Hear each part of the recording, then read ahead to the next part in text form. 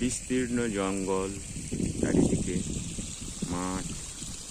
এই যে আমাদের জঙ্গলে রেইন ওয়াটার হারভেস্ট হয় প্রচুর পরিমাণে, মানে বিভিন্ন জঙ্গলই হয় ন্যাচারাল ফরেস্টগুলোতে। তো তার ফলস্বরূপ আমরা এখনও দেখতে পাচ্ছি যে এই আমরা যাকে আর্টিজিও কূপ বলি, সেই কূপ।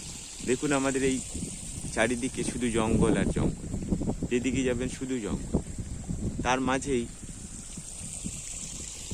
আপনারা দেখুন কোনো পাম্প ছাড়াই,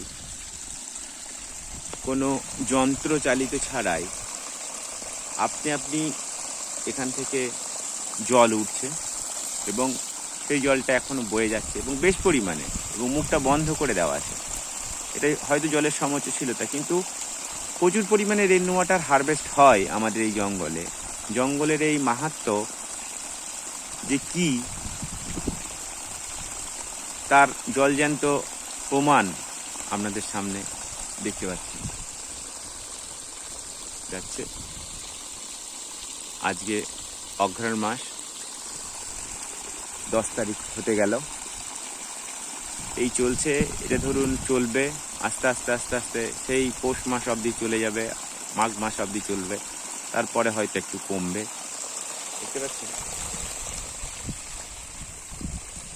চারিদিকে যেদিকেই তাকাবেন শুধুই ফরেস্ট, একটু জমি তারপরে ফরেস্ট, এইদিকে গেলেও ফরেস্ট, এইদিকে গেলেও ফরেস্ট, বিভিন্ন জায়গা।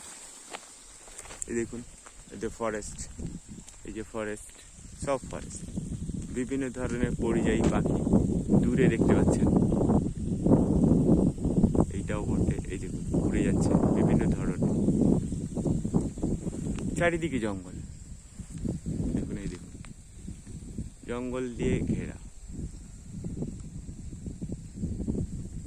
হাউস গ্রাম 2, দেবশালা পঞ্চায়েত, লবণধার।